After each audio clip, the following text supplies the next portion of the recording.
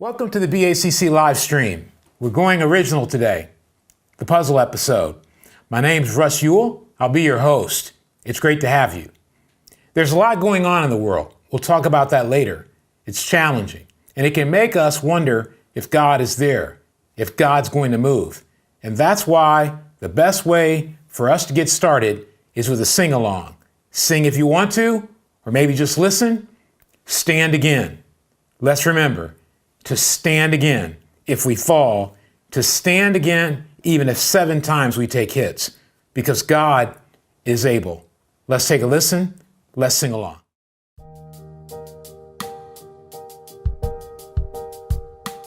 Though I've fallen down over 7 times, though I've lost respect in the eyes of men,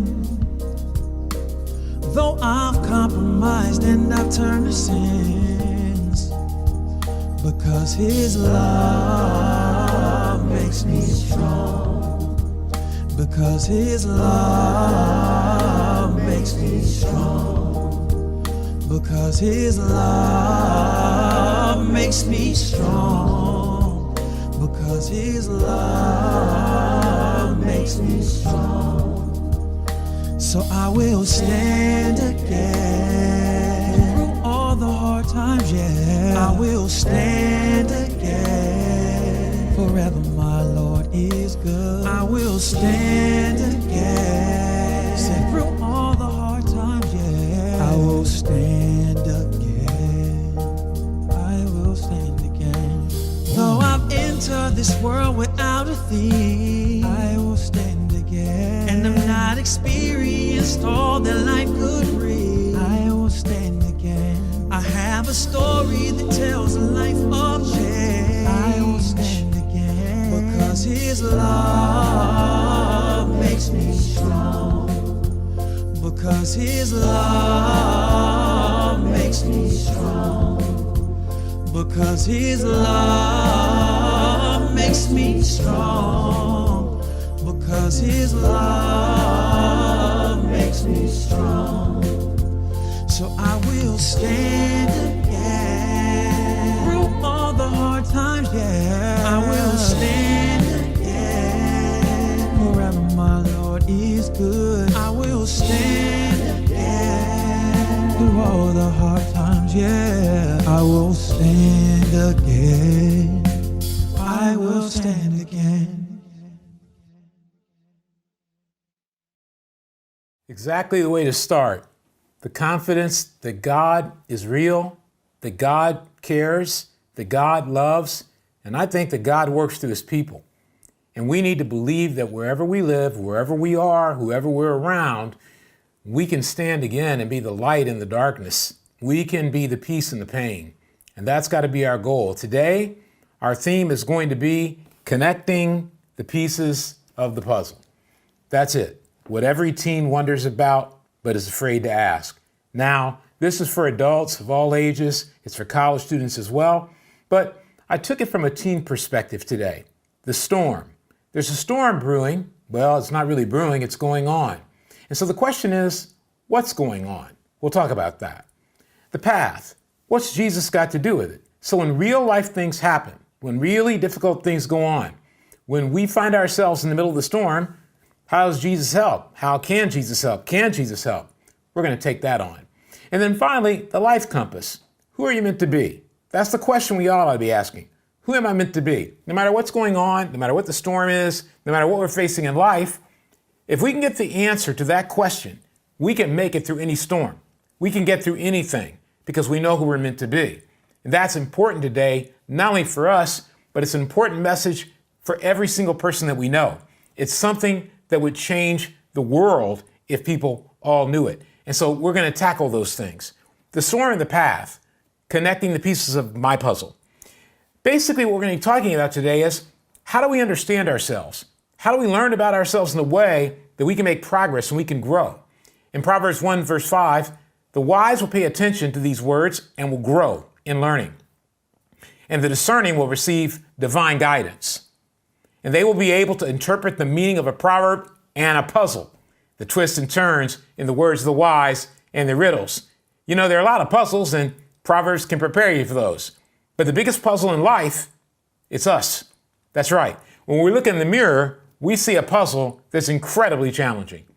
And that's why we need what I call the life compass, a way to navigate life, a way to get through life, especially when we see a lot of reality that's overwhelming, that's stressful, that's discouraging, and even threatening. Galatians 5:24, keep in mind that we who belong to Jesus, the Anointed One, have already experienced crucifixion. For everything connected with our self-life was put to death on the cross and crucified with Messiah. We must live in the Holy Spirit and follow after him. So may we never be arrogant or look down on another. For each of us is an original. We must forsake all jealousy that diminishes the value of others. Having your life compass puts you on a fat path to figure out who am I meant to be and to be original.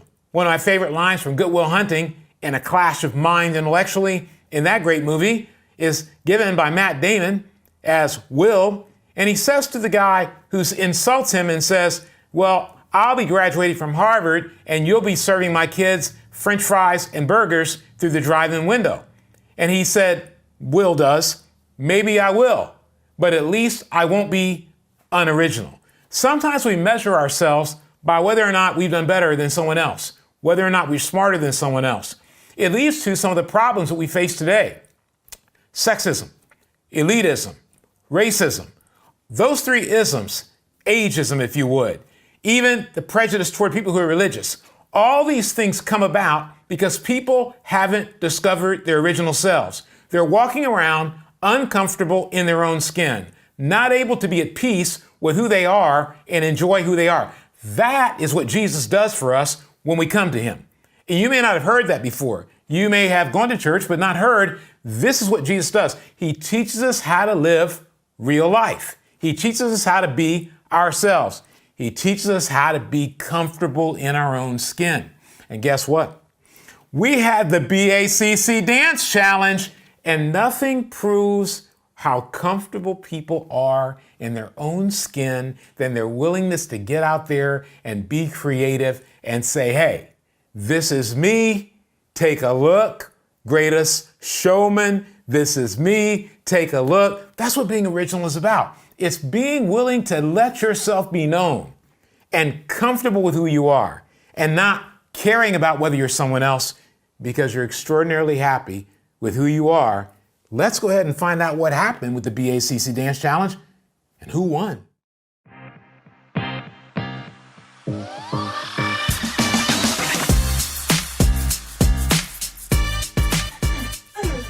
Hey everybody, I'm Nick Roby. And I'm Christina Roby. And we were so impressed by all the submissions to the BACC Dance Challenge. You guys had some really great moves. And it was so fun to participate as well.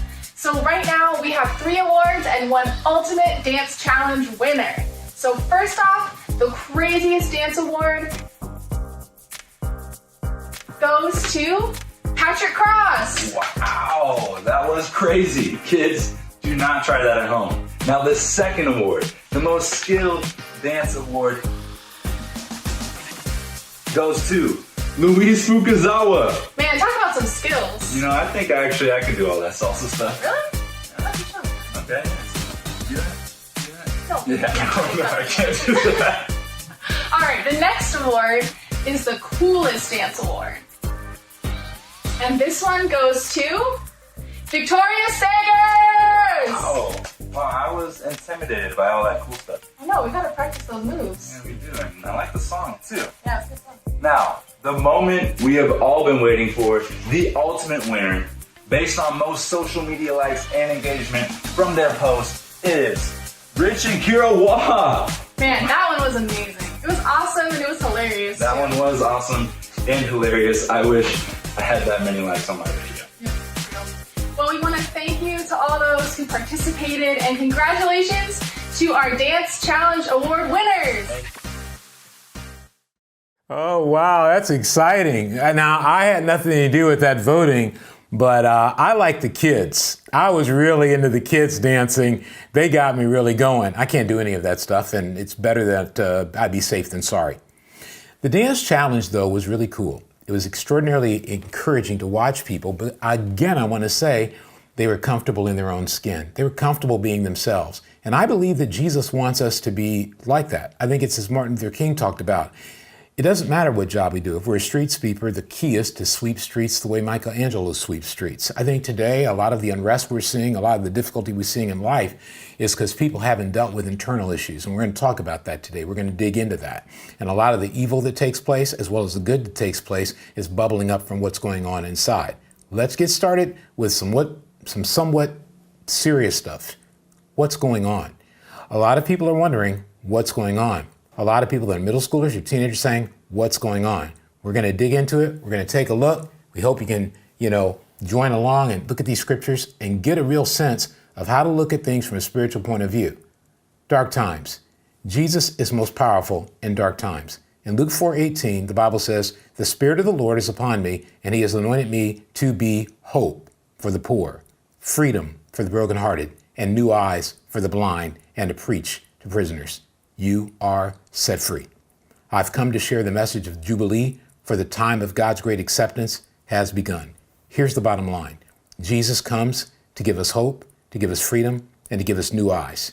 New eyes for people who see people in the wrong way, freedom for those who've been oppressed and suppressed, and hope for those who've gone without. A lot of that's going on right now. That describes dark times. But guess what? In dark times, just like Jesus, we ought to be giving hope, we ought to be giving freedom, and we ought to be helping people get new eyes so they see people differently. That's an important and crucial point. Right now, what's going on in the world is there's a need for peace in 2020. Reports have already talked about the fact that in the midst of all that's going on in the coronavirus pandemic, extraordinarily challenging times for mental health. I didn't give you a bunch of graphs. You can go look at the New York Times, the Washington Post. They have a great layout of just how many people have reported anxiety and a variety of other mental health challenges because they're being sheltered in place for so long, they're not allowed to go anywhere, and they're hearing a constant barrage of negativity and really hopelessness that's wearing people down. There is a fatigue that comes with shelter in place. It's being documented, and there's extraordinary, and I use these words a lot, the adjectives a lot because it's very painful and it's very difficult. 100,000 people have died from the coronavirus. I'm not trying to escalate the fear. I'm just saying that's something the New York Times put names of people who were in that list. And again, that fear of death, that fear of all of what's happening, it takes away our peace. And then there was a serial killer living on the same street as the guy who shot up the Sandy Hook Elementary School, from the very same street, a serial killer, University of Connecticut, killing people. It's extraordinary. I think these times are extraordinary. I think that's what's important to know. And it can make us be discouraged. We're not going to leave discouraged, but we don't want to be the kind of people who go to church to get away from reality. We want to be the kind of people who go to church and learn how to conquer reality. And so the first thing is there's a big need for peace. Hope. There's a big need for hope. The lines are wrapping around entire neighborhoods and cities going to food banks. A lot of us are not being given or not seeing the photographs and the film footage of all the people having to go to food banks. 40 million people have said, I'm unemployed and I need unemployment benefits. This has also had a tremendous impact on businesses because they can't get started because people are getting paid more by unemployment than they'll be paid at the business. So businesses can't get workers to come back. It is an economic upheaval and disaster, and that's going to work on people's confidence, their sense of self, their sense of self-worth. It's destroying lives and businesses. Homelessness. More and more homeless people are being negatively affected as well. People need hope. It's discouraging, very discouraging out there. And then justice. Justice is a big deal. George Floyd, Ahmaud Arbery, and Breonna Taylor. 3 people who, because of their deaths, not just one, because of their deaths, there's a cry for justice. An incredible cry for justice. There's rioting. And everybody can have a different opinion about all that, and that's fine. But the important thing we understand is, and we need to understand is, that we're living in a world that needs peace, that needs hope, and that needs justice. And that comes about when we live like Jesus. Yes, Jesus is pragmatic, practical, and we can make that kind of difference. I put a photo in there from 1963. That's a photo of riots that went on in 1963 for similar reasons, civil rights. Those riots went on through 1968, with 1968 being the worst. I remember in 1967 being about 6 years old. They stationed police in my Wichita, Kansas, that's where I was born, my Wichita, Kansas neighborhood. They stationed them there because they were afraid of riots. I walked outside and I saw the policeman and I started walking toward his car. And I was very curious because, being 6, I didn't understand there were riots. I just knew that there was a curfew. So nobody was outside except for me. And I somehow slipped out of the house. You know how 6-year-olds can do that, at least back then. I slipped out of the house and I started walking toward the policeman's car. And my mom came out and she called me, but I was curious and I walked up to his car and I said, "Hi." I said, "What are you doing here?" And he started talking to me and he started telling me about what he had and what his badge was for. And I just sat there talking to him the whole time. It changed my view in that moment of danger because it felt like peace. Not everybody feels that peace because we're in the middle of a storm. But I want to tell you, this storm is not new. This storm is a storm that occurs with the lostness of people, not being able to find their way, not being able to be comfortable in their own skin, and not being able to be original. Max Basel, I hope I pronounced that correctly, the Mountain View Chief of Police, had a statement that he made that I think is appropriate to quote. "I want to convey my thoughts and feelings of sorrow for the loss of life and violence in Minneapolis and reflect on the tragic death of George Floyd and its impact on the fabric of the trust and support that all peace officers in our nation rely on to protect and serve. This aberrant, inexcusable, and inexplicable incident has angered the policing profession. It goes against the tremendous service many peace officers across this nation perform each and every day. Tragic, painful, destructive. I have many friends who work in police department who've retired from the police department at all levels. SWAT, detectives, FBI, Secret Service. I've had friends work for all those different places. And so this upheaval is complete and it's all around us. And what we have to do is we have to understand it. We don't need to just get angry about it. We don't need to be confused about it. We need to understand it. In other words, what's going on? What's going on is fairly simple from a biblical point of view. It's complicated from a human point of view, but from a biblical point of view, it's pretty simple. Romans 1:18. The wrath of God is being revealed from heaven against all the godlessness and wickedness of people who suppress the truth by their wickedness. Here's the bottom line. When people start to be wicked and people start to live dark lives, they will suppress the truth. They'll suppress the truth about the value of a human being. That's what leads to someone putting their, a knee on the neck of someone and killing them. They'll suppress the truth of the value of a human being. That's what leads to sexism and a disrespect for women. They'll suppress the truth about the value of a human being. And that's what makes people who go to college and get college degrees and graduate degrees be condescending and look down on people who don't go to college. And we're living in a country where over 60% of the people don't graduate from college. And so it really turns into a real class a discrepancy of value when we end up saying you only have value if you do this. You only have value if you do that. We're living in the middle of a moment where we need to understand what's going on and we need to care. James Baldwin, a great author and observer of culture from time gone by, said this: people are trapped in history and history is trapped in them. What does that mean?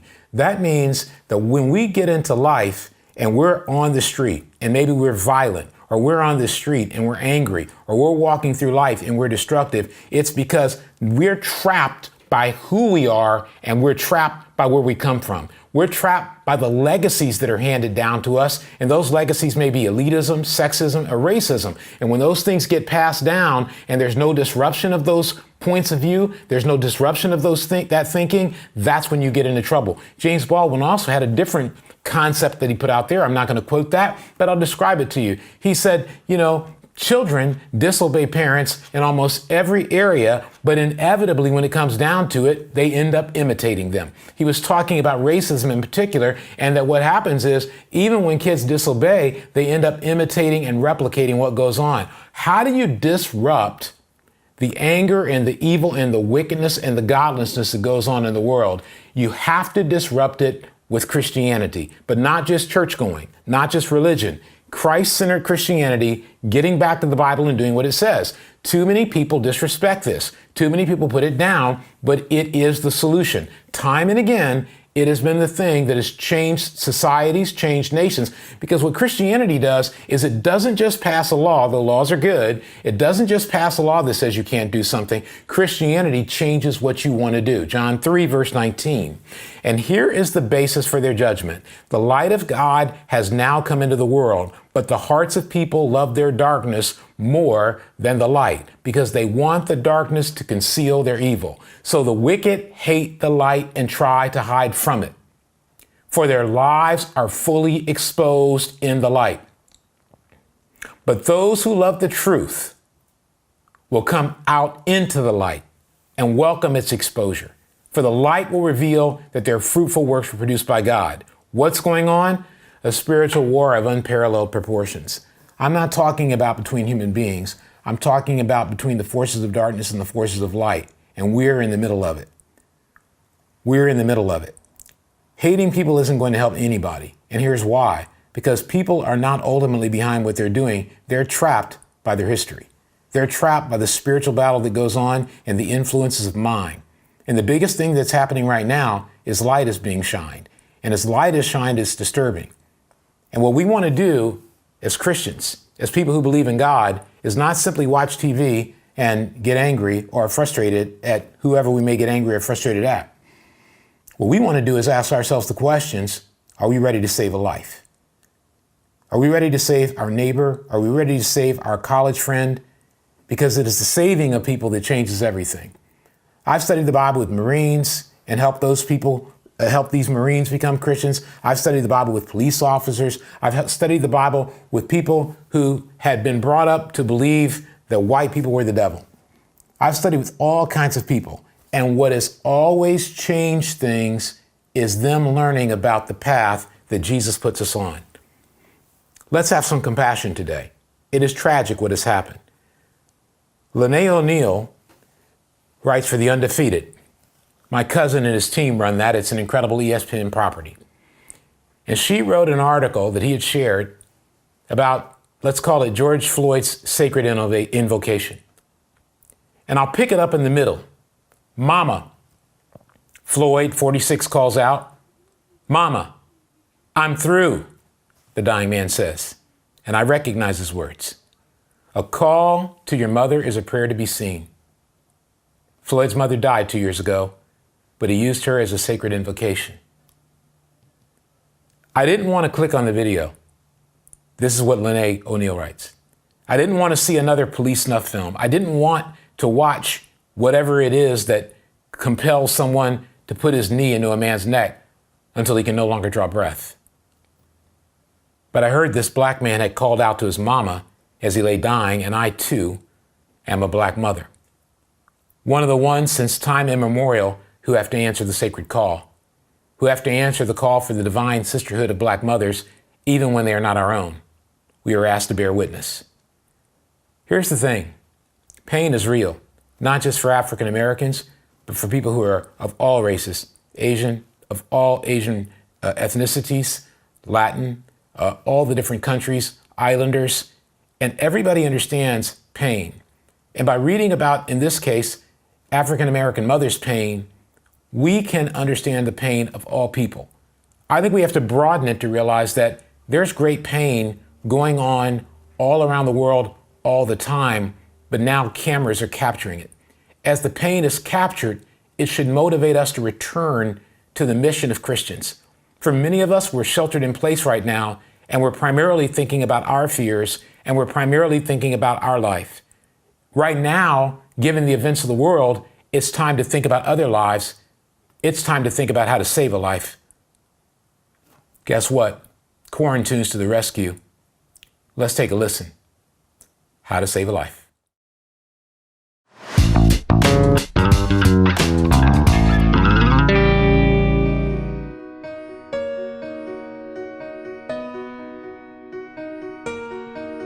Step one, you say we need to talk. He walks, you say sit down, it's just a talk. He smiles politely back at you. You stare politely right on through some sort of window to your right as he goes left and you stay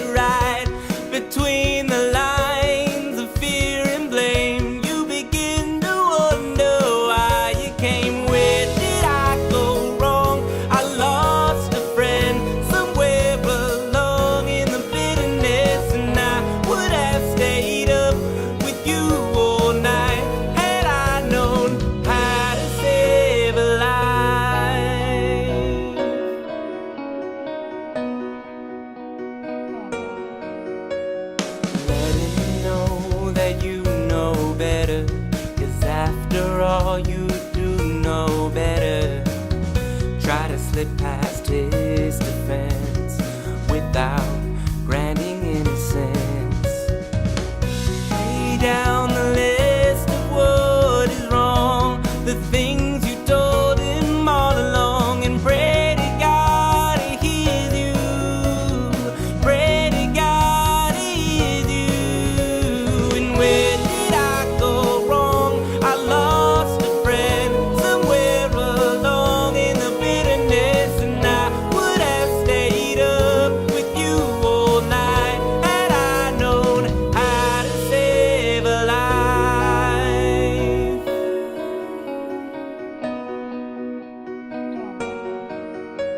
As he begins to raise his voice, you lower yours and grant him one last choice. Drive until you lose the road, or break with the ones you follow. He will do one of two things. He will admit to everything, or he'll say he's just not the same, and you'll begin to wonder why you came. Where did I go wrong? I lost a friend somewhere along in the bitterness, and I would have stayed up with you all night had I known how to save a life.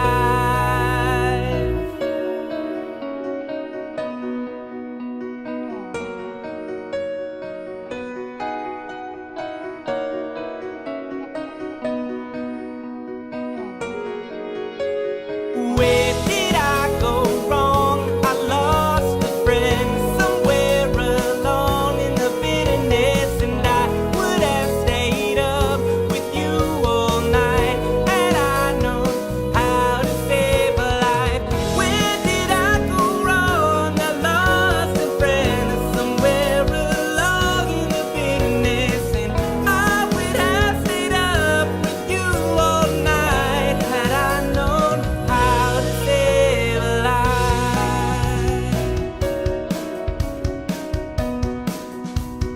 How to save a life.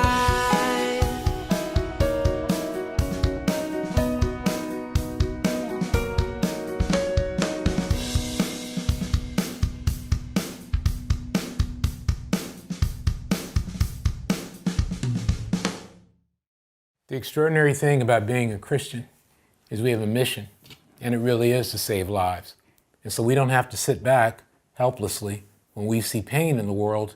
We can look out in our neighborhood, the streets around us, on social media, and find our friends, and find those in need, and find those who are hurting right now, hurting in the ways that we described already, looking for hope, trying to find peace, trying to find connection. We can find those folks, and we can get them involved in this great mission that we have. And what does that mission involve? How do we become the kind of people who can save a life? How do we become the kind of people who, unlike a lot of people today, we live in a society in many ways where there's an extraordinary comment and too little action. In fact, when you look at television today, a lot of people who make great amounts of money and TV are commentators. They don't actually create anything. They don't build anything. They don't really do anything. They comment on people who do things. Now, I've got nothing against what they do. In fact, I like a lot of them. But the issue I have for all of us is we can become a comment nation instead of an action nation.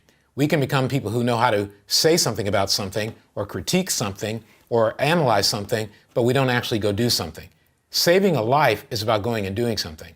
It's seeing someone who's hurting and saying, I'm going to go do something. I'm going to go help somebody. And in this particular case, what we're talking about, I think the really inspiring thing we can do is sit down with friends and study the Bible with them. You can do it over Zoom. It's done all the time. You can reach out and make a phone call and have a great conversation of depth. All of this gets down to what might be going on inside of us that we can't get to that original person that God had in mind. That original person who's supposed to save a life. God had that in mind for us. I'm sure when you were young, you had visions of what you might do. I started out thinking, hey, I'll be an astronaut. Around that time, I was 6 or 7. I had 2 or 3 jumpsuits that were astronaut jumpsuits. I'd wear them because I wanted to be an astronaut. I thought that would be a way to really make a difference, really, have an exciting life. How about you? What's your dream? Have you given up on it? Maybe that original dream was your original self, not the profession, but the idea of making a difference. I think we ought to get back to that. What's Jesus got to do with it? How does Jesus help us take the motivating and meaningful things we're seeing and go do something? Not comment, not just write something, not just post a picture, which is great, not just express our feelings, which are great, but to actually go do something, actually make a difference on the street, on the ground. One of the things that happened to me when I was in college is I decided to do something and I moved to the inner city away from the easy sort of area that I was living in Boston. I moved to Dorchester. And it was a way to actually do something, not simply sit in class and comment on politics, but go into a neighborhood and do something. I think that's what's important. Are we doing anything? A lot of times we don't do anything because we haven't unraveled the puzzle that is me. Yeah, we got a lot of puzzle pieces out of joint. That's how Jesus helps. Let's take a look at something that I think you may find unique and interesting. Piece by Piece is a great song by Kelly Clarkson. And she talks about piece by piece, how her trust was put back together because her father left her when she was young and abandoned her. And she talks about piece by piece, how she regained our trust through the man she married. I think we all have to rebuild ourselves piece by piece. That life really is about piece by piece. From the time we're 3, when most people say a lot of our personality is formed, to the time we're 30, when most studies say 30 is when the adult brain actually matures to adulthood. Did you know that? Go research that. I didn't put all that in there for you. You can go look at the New York Times. You can go look at the Washington Post. You can go look at the Wall Street Journal. You can go read some psychology journals. It's all there. Brains don't mature to adulthood at 18. We all know that who were 18. When I was 18, I didn't look like an adult. I didn't act like an adult. We all know that who were 25. Come on, 25-year-olds. Right. We're still calling up mom and dad saying, hey, can I get a loan? Right? 30. That's the magic number. But let's start with Jesus. Luke 2, verse 39. So when they had performed all things according to the law of the Lord, they returned to Galilee to their own city, Nazareth. And the child grew and became strong in spirit, filled with wisdom, and the grace of God was upon him. One of the most extraordinary things in the Bible, in the book of Luke, is that God tells us how Jesus developed as a child. He was born, and then he began to develop as a child. I think that's emotional awareness, starting to be aware of where you are, who you're around, and how things affect you, even if it's just the need for a banana and you didn't get it and you cry. Awareness. You develop awareness piece by piece. That's how life is built. Developing self-awareness. In Luke 2:41, it says, his parents went to Jerusalem every year at the feast of the Passover. Look at this. And when he was 12 years old, they went up to Jerusalem according to the custom of the feast. So he was born, and then we'll just put him somewhere around the 8-ish number when he grew, got mature, and then all of a sudden he's 12. That's middle school for most of us. Remember when you were 12? For some of you, you can only look forward to that. But for many of us, we've been 12, so we can look back. For some of us, we are 12, so you can look inside. But isn't it interesting that he talks about Jesus being 12? See, when you start out and you know that you need food and you know that if somebody doesn't give you what you want, you cry and you yell and you'll get it. That's the little kid stage. Then you hit 12 and you start to move into that self-awareness stage. Remember that? Most of you probably remember that. Around 6th grade, maybe 7th grade, you started to be aware of who you were. You started to think about how your hair looks. You started to think about how your face looks. You started to think about, oh man, I'm not good at a sport. I want to be good at a sport. You started to not just know your sort of sense of how you feel, you now have a sense of who you are. Suddenly, your parents dressing you doesn't work out. Of course, in my case, my mom kept doing that till 8th grade, but we'll deal with that later. That's right, Mom. Mom's watching. That's right. I know. I remember. But how about that? 12 years old, you start to develop self-awareness. Piece by piece. That's how life is built, piece by piece. In Luke 2:43, he's 12. Look what he does when he's 12. This shows you his self-awareness. When they had finished the days as they returned, the boy Jesus, I kind of like that phrase, the boy Jesus lingered behind in Jerusalem. And Joseph and his mother did not know it. Isn't that a classic middle schooler? Classic. The parents are doing stuff, and the kid's old enough now, because he's self-aware, he's old enough to kind of go his own way. So parents go, okay, you're going to go over there. I'll go over here. It's all good. And the parents didn't know.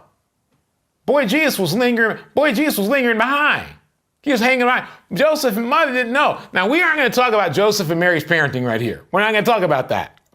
But supposing him to have been in the company, they went a day's journey and sought him among their relatives and acquaintances. So when they did not find him, they returned to Jerusalem seeking him. So they went on down the road. They were halfway to Disneyland. Joseph and Mary, they were halfway to Disneyland. Wait a minute. Somebody's supposed to be in the back seat. Jesus wasn't there. You know why? Because Jesus was doing his own thing. That's part of self-awareness when kids start to do their own thing. Yep, Jesus was a kid. And Jesus had his own self-awareness. Look at this, Luke 2:46. Stay with me now. Stay with me now.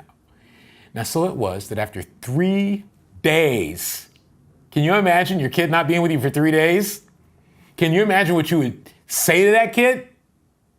Now, so it was after 3 days, they found him in the temple, sitting in the midst of the teachers. What?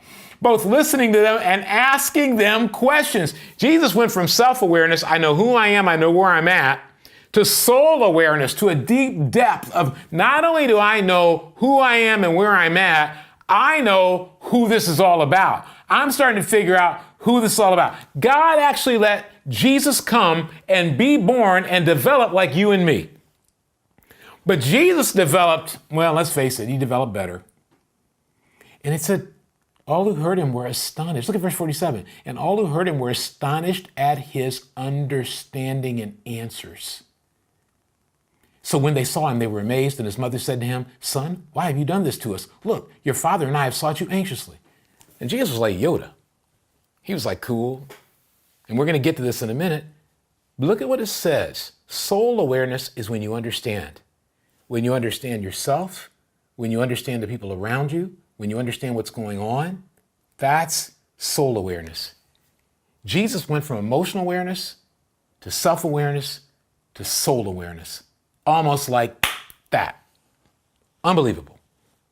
That's why we got to pay attention to Jesus. You don't just pay attention to Jesus as an adult. You got to pay attention to Jesus as a kid. All you kids who thought, I'm off the hook. Jesus was an adult. I don't need to believe in God till I'm an adult. Wrong. Jesus was on board at 12. 1-2, baby. How are you doing, 12-year-olds? How are you doing, 14-year-olds? How are you doing, 16-year-olds? You got all these excuses about, well, I don't understand. You're not trying hard enough. You got to get on board. You got to get on board putting your life together piece by piece. You know what? When you get this kind of awareness, one of the things it leads to is unselfishness. And you know what? You know it's coming. We got a story of the week for you that'll show you what it looks like when you become fully aware. Here's our story of the week. I'm Cameron Straw. And I'm Nathan Schafernoff. And this is Story of the Week.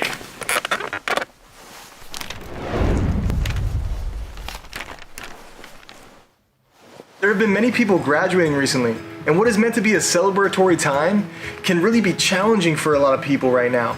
For graduating seniors in high school and college to not get to celebrate properly with friends and family because they're sheltering in place. Fortunately, there are a few high school students in San Mateo, Camille, Devin, Archer, Zoe, with their teen leaders Tori and Cynthia, who wanted to make sure graduates got the love and encouragement they deserve.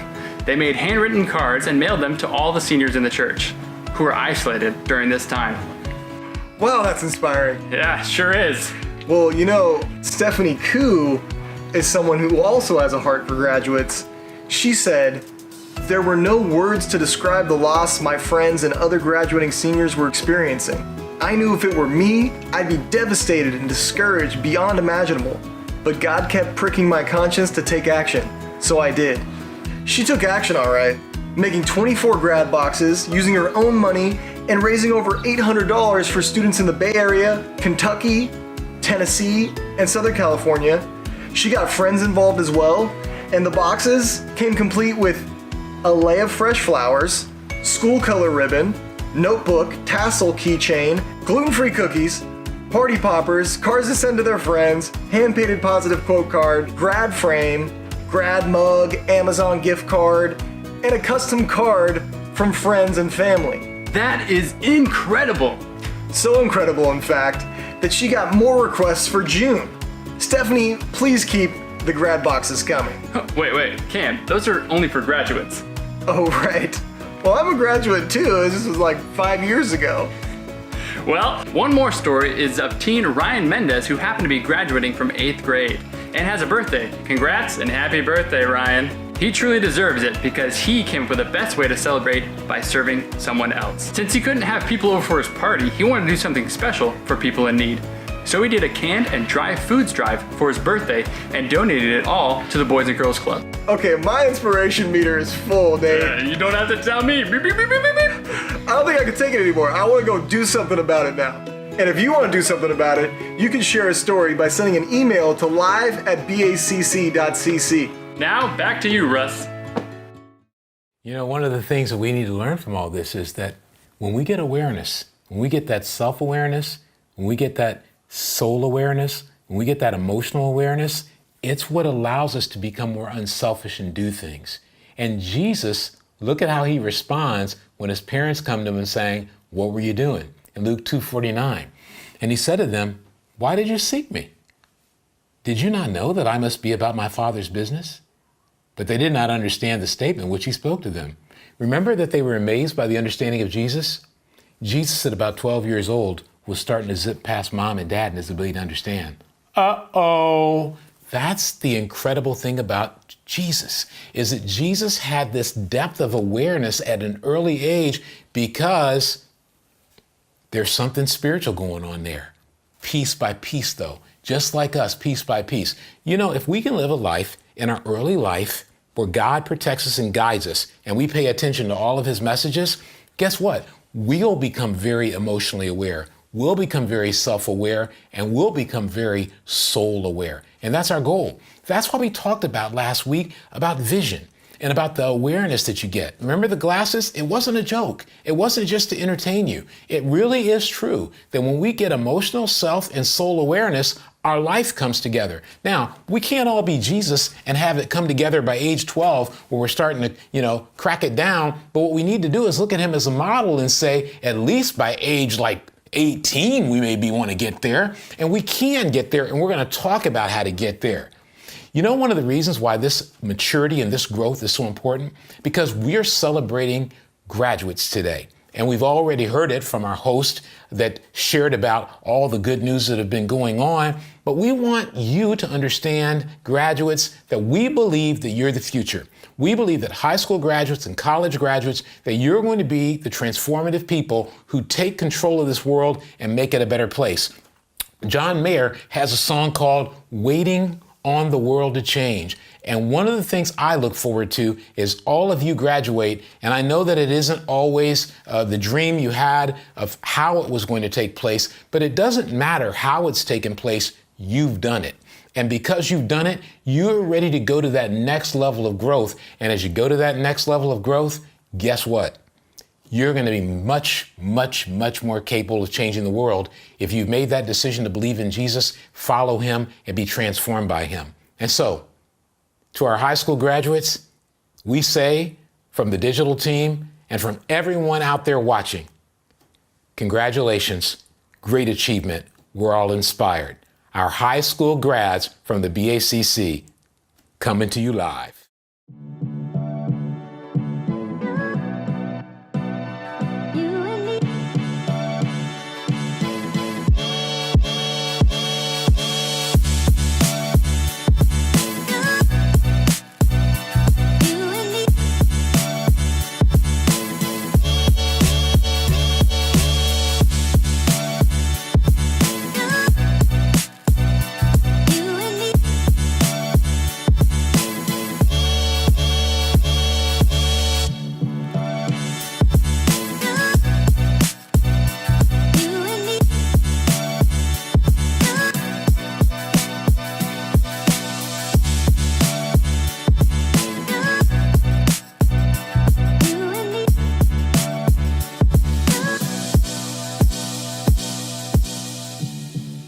Future, what I fear. An endless realm of unknown possibility.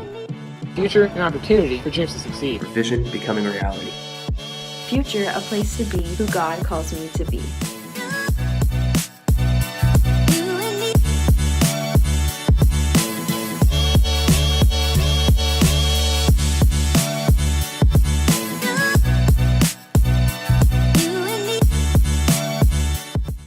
Class of 2020 dropping some serious knowledge on us right there. I like that. Congratulations, high school grads. We're looking forward to the great things you're going to do in the future. And you know what?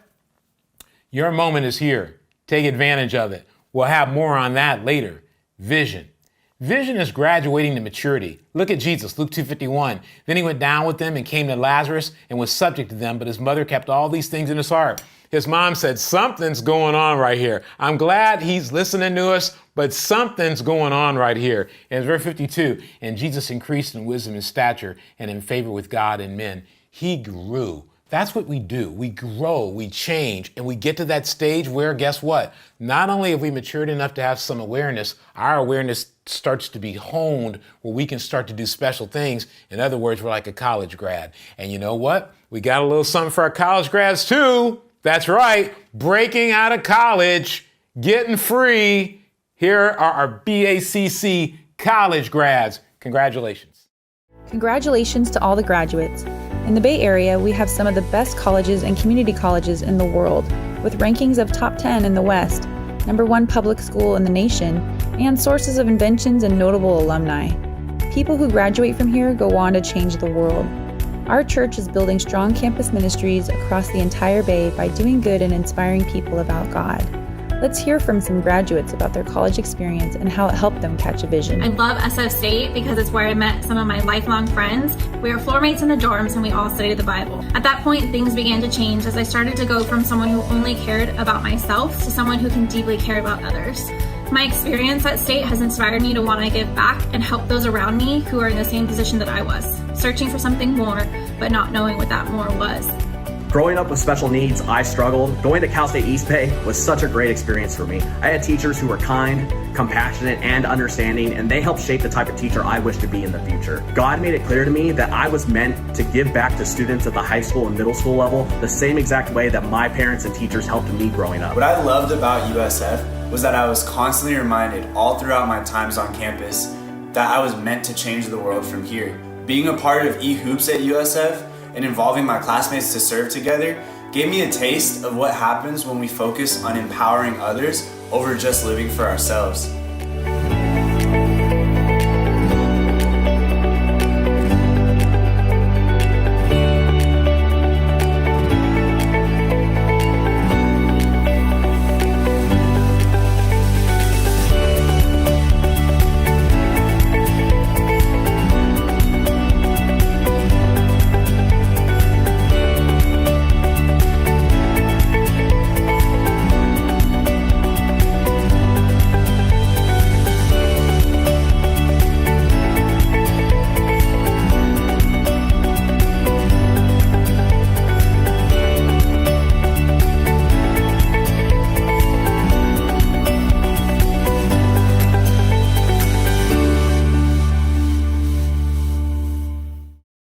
Mission. Jesus, let's put it this way. Once he graduated from high school and once he graduated from college, it was time to start living the vision. And isn't it interesting? Now, Jesus himself began his ministry at about 30 years of age, being, as was supposed, the son of Joseph, the son of Heli. Luke 3:23. It's interesting to me that studies show that the adult brain really reaches adult level at about the age of 30, and that Jesus began his ministry at about the age of 30. For me personally, that means I got started too soon. I wasn't mature enough, and there's evidence to back that up. But for a lot of us, we can be down on ourselves. We can feel like we're 25, we're 28, we're 22, and we haven't gotten ourselves together. You know what? You're not supposed to have it all together. Your parents may not like that part, but you're not supposed to be perfect at that age. In fact, when you reach 30, you're not perfect after that either. So don't plan on perfection. But what you should plan on is you begin living your vision. You get that sense of who you are, where you're going, and what you're going to do. And you know what? At a time like this, it isn't enough to have high school grads and college grads, is it? You got to have commencement speakers. You got to have people who say, you can do it. There's something special waiting on you. The 2020 commencement speakers for the BACC graduation ceremony live stream coming to you right now. Good morning and congratulations to the class of 2020. Whether you're graduating from high school or graduating from college, I want to wish you the best and really a sincere, heartfelt congratulations to everything you've accomplished this year. Congratulations to all the graduates. Hello, 2020 graduates. Class of 2020, congratulations. You've made it to just the next journey of life. I'm so excited for what the future holds for you. I know it can feel a little scary right now. I mean, we are sitting in the midst of a pandemic and a shelter in place, but I want to remind everyone that that's just a small sliver of your life. There is so much more to come. There are going to be so many more opportunities for you to grow, to inspire, and to change the lives of others. And that's what I want to encourage you to keep on the forefront of your minds. The road ahead will not be smooth. You experience some fear and some doubt, and that's normal. We all do. But you have to know the difference between God's plan and your plan. Growing up with ADHD, a 4-year degree wasn't even a consideration to me. I thought it was limited in what I could accomplish academically and in my life. When I became a Christian, God and friends guided me past what I thought was possible. I became a disciple in my first year at Cal. And at my baptism, I was so inspired by the power of serving people that I read a scripture in Matthew 23:11 that says, "The greatest among you will be your servant." And it's that kind of thinking that permeated at Cal and made me realize that I wanted to do more with my life than just be great at my career. It's not so much about what job you're going to have or what college you may end up going to, but really, I'd like to inspire you to think about who are the lives that I'm going to change wherever God places me. Psalms 34:4 says, "I sought the Lord and he answered me. He delivered me from all of my fears." The student athletes that I have a privilege to work with, I challenge them all the time. I tell them, don't be afraid to fail. A matter of fact, fail greatly. Like the weight room, failure builds strength and character. I chose to become a school counselor because I wanted to give back to others what had been given to me. I wanted to give children hope for who and what they could become. If you're an incoming freshman, I encourage you to choose a major that is going to make an impact on others' lives. Give back what you have been given and be somebody's cheerleader. When I became a disciple, I was called by God to follow his lead and in turn lead others. You're at the beginning of something new. Your future scientists, engineers, artists, creators, public servants, teachers, academics, all positions of tremendous influence. So when you grow, serve, and lead, you change the world. And the most important thing in life is helping others and leaving a mark on their lives, not only at your job, but also in life. Congrats 2020. Keep believing the best is yet to come. And we're all here for you as a family. Congratulations. Congrats 2020. Keep believing. Class of 2020, keep believing. The best is yet to come. That is awesome. I know all the folks in that commencement speaking, and I was getting inspired, and they're some of the most accomplished people that I know. And so it's a privilege to have them share their time with us and speak to us, and their wisdom should be heeded not only by our graduates, but it'll be heeded by people like me and I hope like you. Because what they're talking about really is how to get that life compass going. And that's what we want to nail down right now before we go. We want to talk about the life. We want to put it all together and say, okay, Jesus lived this kind of life. How do we live that kind of life? All right, it's kind of simple. Let's dig in. The life compass. What can we learn from Jesus? In Luke 6:43, no good tree bears bad fruit, nor does a bad tree bear good fruit. Each tree is recognized by its own fruit. People do not pick figs from thorn bushes or grapes from briars. The good man brings good things out of the good stored up in his heart, and the evil man brings evil things out of the evil stored up in his heart. For out of the overflow of his heart, his mouth speaks. What can we learn from Jesus? Throughout Jesus' early life, he apparently did not store things up. And because he didn't store things up, it gave him the freedom and the ability to actually understand himself and know himself. And I call that the life compass, a way to be able to navigate life. And here's a simple illustration for you. You knew we were going to give you a little something fun to deal with, all right? So I think the ultimate goal in life is to be you. Jesus was just himself, the Son of God. Now that sounds pretty awesome, but we're not all going to get that tagline. But he was himself. He had to navigate anxiety, insecurity, and intimacy.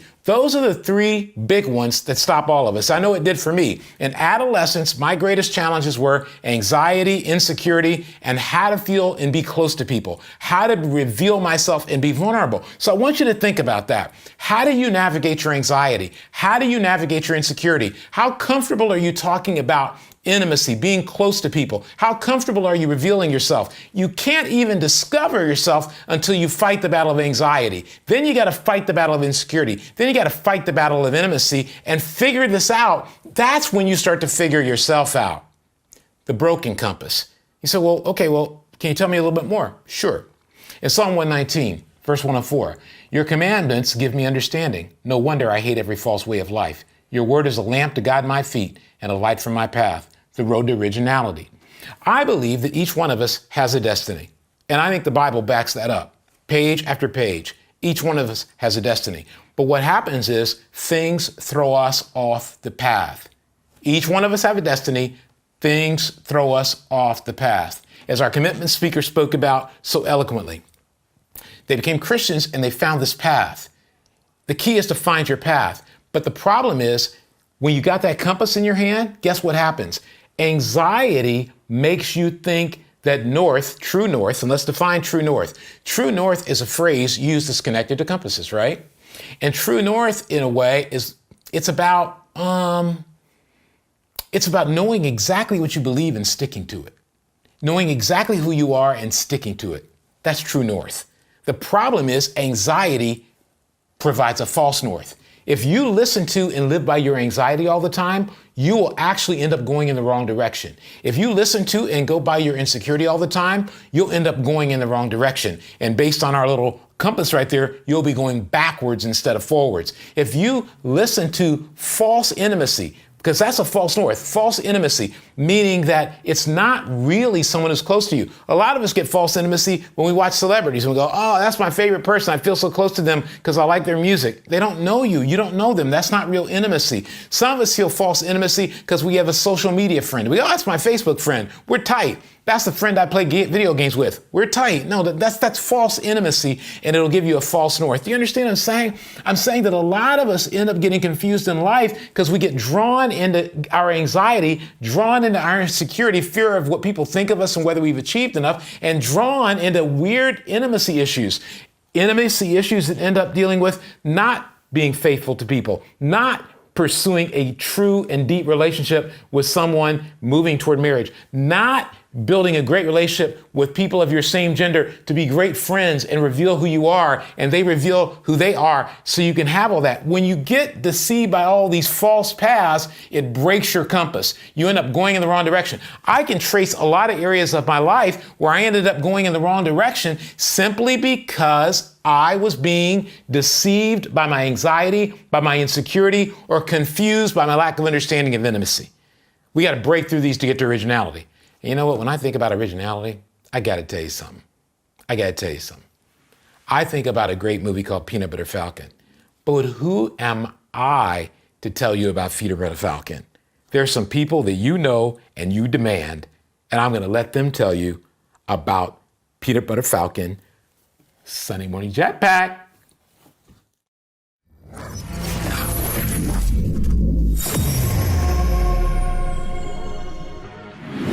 What's up, guys? This is Sunday Morning Jetpack. My name is Parker, and today I'm here with Kenzo, Alexis, and a new guest, Layla. Today we're going to be talking about helping each other out to have vision together. Let's look at the scripture. In Romans 12, verse 5 in the Voice, it says, "We too, the many, are different parts that form one body in the Anointed One. Each one of us is joined with one another, and we become together where we could not be alone." I love this scripture because these are just the best kinds of relationships to have. Friends who don't let you settle and push you to grow in your relationship with God. And for me, that was my friend Kelly Clark. During college, she pushed me to be vulnerable in my relationship with God, and I pushed her to not care so much about what people thought. Because we had vision for each other, we pushed each other toward God, and this led us to help multiple friends become disciples. We became together what neither of us could have been alone. Lately, I've been fighting to be more honest and move past competitiveness in my relationships. Even just last week, I had to apologize to my friend about how my jealousy was stopping me from learning from him and helping him grow. I realized that we can't afford to just sit around and compete. There's so much more to life than comparing myself to other people. I desire God's vision and purpose for my life a lot more. As I lead my Bible talk and study the Bible with my friends, I want to deal with anything that might get in the way of that. Nice. This makes me think of the movie Peanut Butter Falcon. It tells the story of Zach, a guy with Down syndrome who wants to achieve his dream of attending his favorite wrestling school, and Tyler, who's running away from his past actions. Tyler was able to help Zach realize that he had a hero's heart, and Zach pushed Tyler to confront his emotions and how his actions right now define who he is. This friendship was so strong that it transcended past the movie, in how Shia LaBeouf and Zach Gottlieb pushed each other to greater heights. Zach challenged Shia to change his destructive tendencies, and when Shia was asked to present at the Oscars, he refused to do it unless Zach presented with him. Neither of them could have gotten to where they were without each other. Yeah, I'm inspired by Zach and Shia's friendship in the movie and in real life, because I really need my friends to expect me to be greater when I'm taken out by my anxiety, which can easily choke out the vision that God has for my life. You know, if I'm reaching out to a friend, I always have this voice in the back of my head that tells me they don't care about me, or that they don't want to be my friend, or that no matter what I do, I won't have any impact. You know, when I'm on my own, I believe those thoughts and let them make me selfish. And I need people in my life, like my friend Christian, who lately has been pushing me to love despite my fear, helping me see that if I really decide to love people, then there won't be any room in my thoughts for self-consciousness. The friendships in our lives are meant to be so much more than just people we spend time with. God put you and your friends in each other's lives to help each other grow into who you're meant to be together. And it's up to you to be that friend to others who helps them live out their purpose too. And to all those graduates out there, we are excited to see you live out God's vision for the next chapter of your life. And that's your Sunday morning jetpack. Be sure to check out our other videos if you haven't yet on the Deep Spirituality YouTube channel. See you guys next week. Brilliant. They did a better job explaining what I was talking about than I did. Wow. I'm going to get fired. Stop it. I'm canceling Sunday morning jetpack. No, that was awesome. And it does talk exactly what we're talking. It does speak to exactly what we're talking about. In Psalm 119, let's get to the spiritual compass. That's where we want to get to. Finding peace, confidence, and love. Not anxiety, not insecurity, and not intimacy challenges, but peace, confidence, and love. And let me just say a word about this. At least for me, I've struggled with the anxiety, struggled with insecurity, and struggled with intimacy. I think all human beings do. And one thing society would do well to grow in is our capacity to let people grow up and to realize that when you're 25 or 22, you're not yet at a point where you're necessarily going to be able to behave the way some people might want us or them to behave. And the society's ability to nurture people into their originality is important. In fact, I believe that what God has done for me and my friends and people that I know well is He has nurtured them, nourished them, and nudged them along the way to their originality. And as one of the coach said in our commencement speech, Coach Reynolds said that sometimes we need to just embrace failure. I think one of the challenges we can face being Christians and out in the world in general is there's no embrace of failure. We're going to take you down for every mistake you make. We're going to knock you out and we're going to put you down for every mistake that you make. And that's not good, because it doesn't allow people to navigate life and follow the compass. The compass is filled with difficulty and challenges as we find our emotional awareness, our self-awareness, and our self-awareness. And for some of you teens who are watching, who you started drifting off about 15 minutes ago, maybe try and watch it again, because believe it or not, this really will help you. It will help you get through a lot. I wish someone had sat me down and said, hey, Russ, before you get to where you're going to go, you're going to have to go through the wilderness of anxiety. You're going to have to go through the wilderness of insecurity. And you're going to have to go through the wilderness of figuring out what real intimacy is and what false intimacy is. And a lot of us, I know myself, we do a lot of damage because we don't have right views of intimacy. We don't deal with our insecurity, and we don't deal with our anxiety. One more thing on this. A lot of us who are in the 45, 50, or older group, we can go back and look and see that during adolescence and during college, we skipped some of those steps. We fell for the false methods and the false paths, and it's not a problem to go back and say, wow, I'm 55 years old. I don't think I ever dealt with my anxiety. I'm 55 years old. I don't ever think I dealt with my insecurity. I'm 70 years old. I don't ever think I dealt with my issues with intimacy, because there's never a moment where you can't keep growing. The spiritual compass, Psalm 119, verse 28, my soul weeps and trouble weighs me down. Give me strength so I can stand according to your word. Eliminate faithlessness. That means giving up, hopelessness, it's all over. There's no use trying. Eliminate faithlessness. You find in my step. Be gracious and give me your guidance. I have decided to take the path of faith. I have focused my eyes on your regulations. I cling to your decrees, O Eternal One. Do not let me face disgrace. I will chase after your commandments because you will expand my understanding.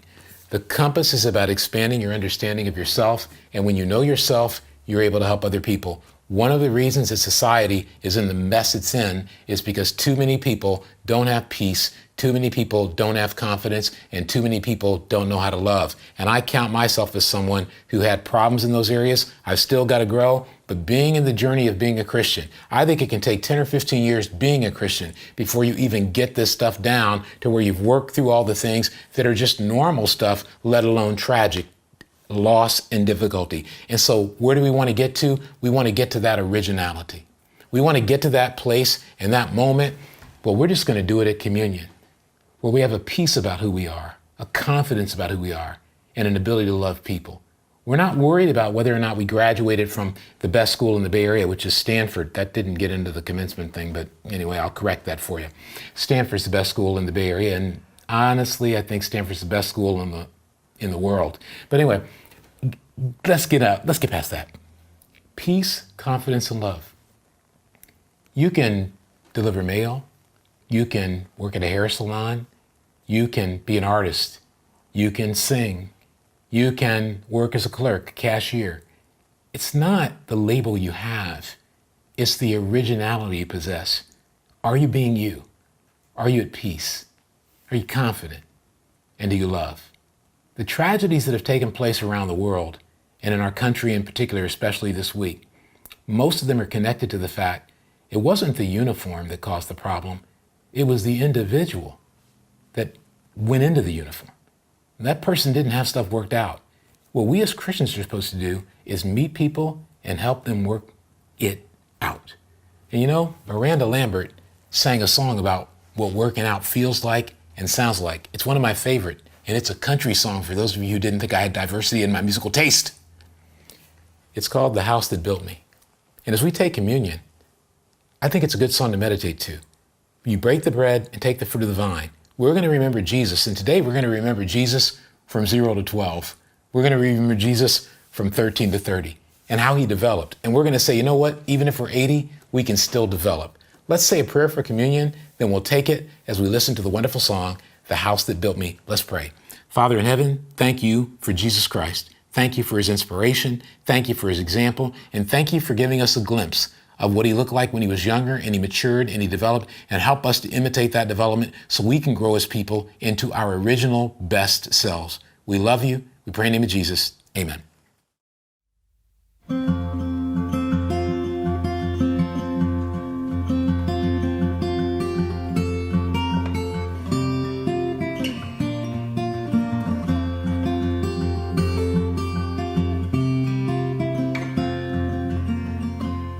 They say you can't go home again. I just had to come back one last time. Ma'am, I know you don't know me from Adam, but these handprints on the front steps are mine. Up those stairs in that little back bedroom is where I did my homework and I learned to play guitar. And I bet you didn't know, under that live oak, my favorite dog is buried in the yard.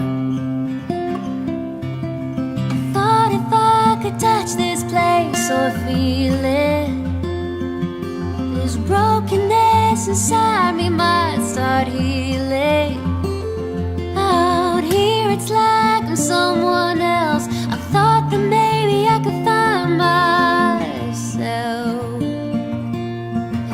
could just come in, I swear I'll leave. Won't take nothing but a memory from the house that built me.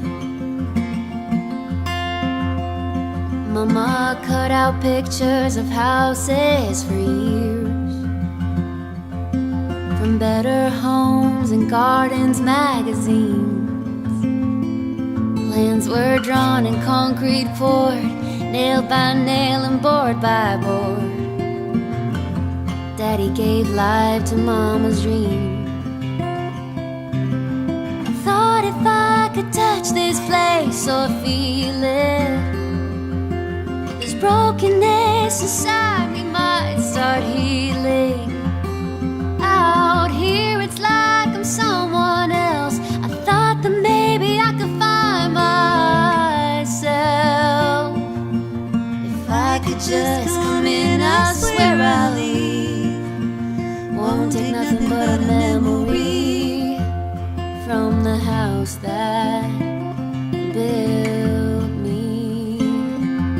You leave home and you move on and you do the best you can. I got lost in this old world and forgot who I am. Thought if I could touch this place or feel it, this brokenness inside me might start healing. Out here it's like I'm someone else. I thought that maybe I could find myself. If I could walk around, I swear I'll leave. Won't take nothing but a memory from the house that built me.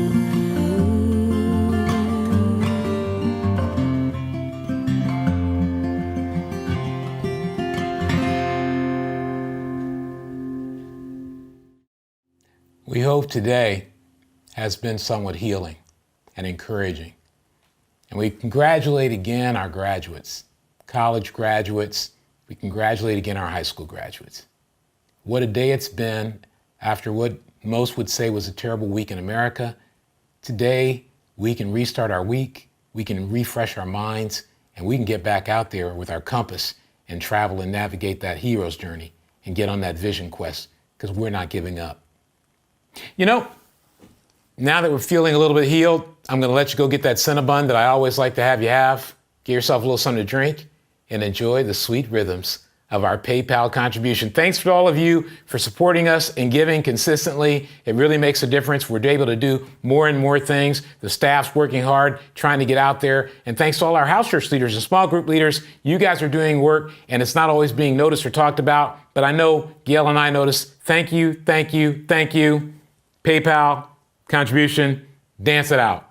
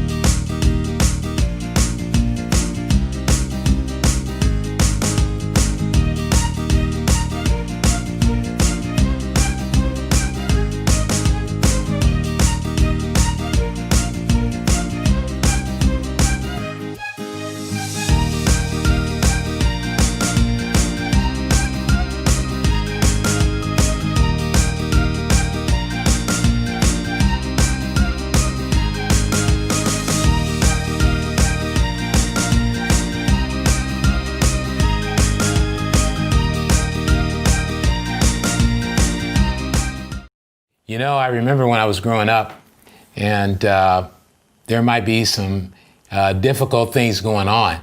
And my parents always had a nice collection of music, and my older sisters did too. And one of the songs that often was put on the record player, the album, vinyl, was a song called What's Going On? Mother, mother, there's too many of you crying. Brother, brother, brother, there's far too many of you dying. You know we've got to find a way to bring some loving here today. I think that's how it goes. Father, father, we don't need to escalate. Brother, brother, brother, there's far too many of you dying was a cry that said, you see, war is not the answer, for only love can conquer hate. You know we've got to find a way to bring some loving here today. Our goal today, after a tough week, was to bring some loving. And we're missing each other. We're going to be talking more in the future about meeting together in our bubbles and putting those together, and you'll hear more about that at midweek.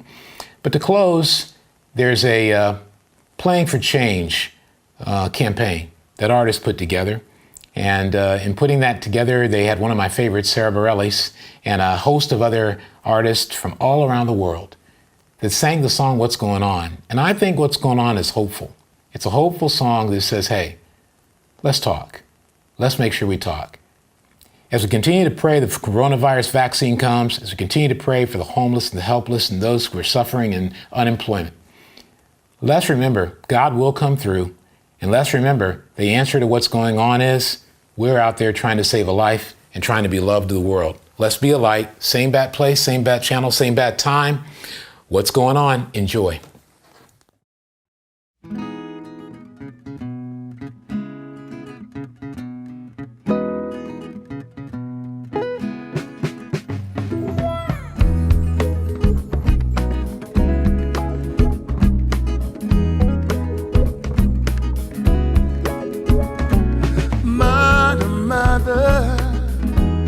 There's too many of you crying. Brother, brother, brother, there's far too many of you dying. You know we've got to find a way to bring some love in here today. Oh, Father, Father, we don't need to escalate. War is not the answer, for only love can conquer hate. You know we've got to find a way to bring some love in here today. Oh, bigger lives and bigger sides. Don't punish me with brutality. Talk to me so you can see, oh, what's going on? What's going on? Ooh, what's going on? What's going on?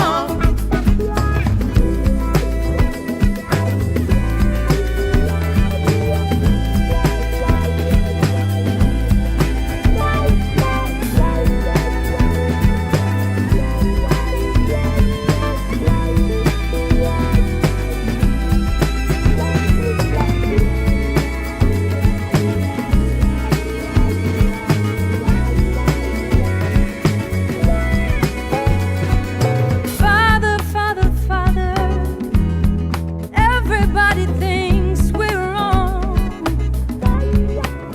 Oh, who are they to judge us just because our hair is long?